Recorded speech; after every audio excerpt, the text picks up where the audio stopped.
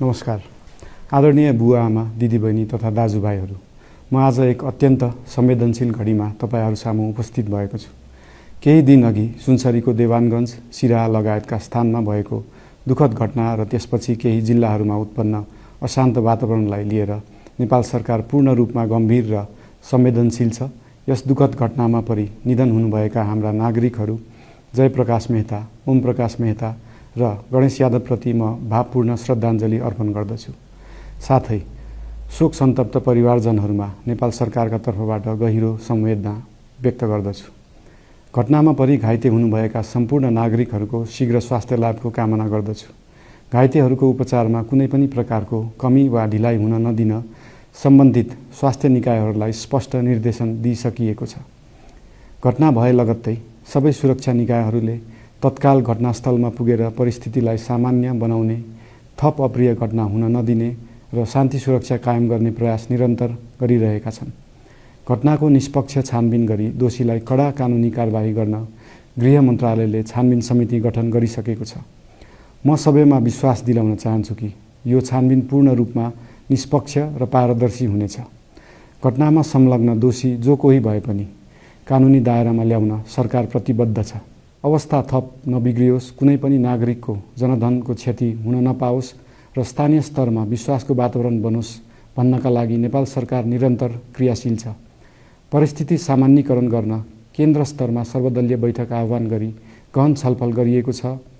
स्थानीय तहसम्मै जनप्रतिनिधि, नागरिक समाज, विभिन्न धार्मिक गुरुहरू, समुदायका अगुवा तथा सामाजिक व्यक्तित्वहरूसँग निरन्तर संवाद भइरहेको छ। स्थानीय स्थितिको प्रत्यक्ष अनुगमन गर्न, पीडित पक्षसँग संवाद गर्न र शान्ति सुरक्षालाई थप सुदृढ बनाउन गृहमन्त्री स्वयं सो स्थानमा पुगिसक्नु भएको छ। साथै देशको समग्र शान्ति सुरक्षाको अवस्थाबारे गम्भीर समीक्षा गर्न राष्ट्रिय सुरक्षा परिषदको बैठक बसी परिस्थिति अनुसारका आवश्यक निर्णयहरू समेत गरिसकिएको छ।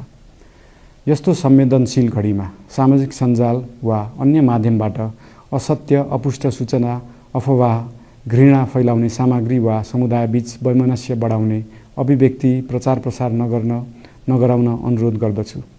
साथै सरकारी निकायहरूबाट जारी भएका आधिकारिक तथ्य र सूचना मात्र विश्वास गर्न विशेष आग्रह गर्दछु। प्रत्येक नागरिकको जीवधनको रक्षा गर्नु, सामाजिक सद्भाव जोगाउनु र समाजमा शान्ति कायम राख्नु राज्यको सर्वोच्च र प्राथमिक दायित्व हो।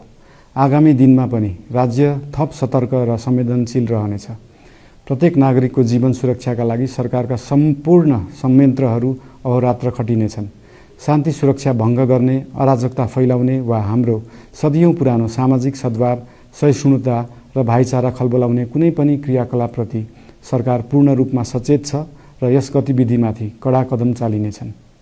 नेपालको संविधानले प्रत्येक नागरिकलाई आआफ्नो धर्म, संस्कृति र परम्परा मान्ने मौलिक हक प्रदान गरेको छ। यो संवैधानिक दायित्व निर्वाह गर्न सरकार पूर्ण रूपमा प्रतिबद्ध छ। धर्म समाजलाई आपसमा जोड्ने र प्रेम बाँड्ने शक्ति हो। संसारको कुनै पनि धर्म वा संस्कृतिले हिंसा, घृणा र विभाजन सिकाउँदैन। सबै धर्मको मूल सार करुणा, दया, प्रेम र शान्ति नै हो।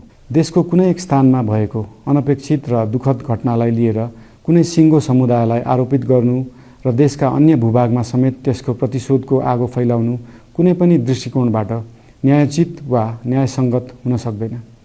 आदरणीय बुवा आमा, दिदीबहिनी तथा दाजुभाइहरू, हाम्रो इतिहास साक्षी छ कठिनभन्दा कठिन र अप्ठ्यारो परिस्थितिमा पनि आपसी एकता, सहिष्णुता र विवेक नै हाम्रो सबैभन्दा ठूलो शक्ति बनेका छन्। हामी सबैले जिम्मेवार नागरिकको भूमिका निर्वाह गर्दै यो सुन्दर र शान्त नेपाली आकाशमा मडारिएको अशान्तिको बादल हटाउनु पर्नेछ। हम आम नागरिक, नागरिक समाज, धार्मिक समुदाय, सब आदरणीय अगुवा, सब राजनीतिक दल आ जिम्मेवार संचार के माध्यम सबके धैर्यता आ संयमता अपना के शांति, सद्भाव, भाईचारा आ राष्ट्रीय एकता कायम राख के लेल सरकार के तरफ से हार्दिक अपील कर रहल छी। धन्यवाद।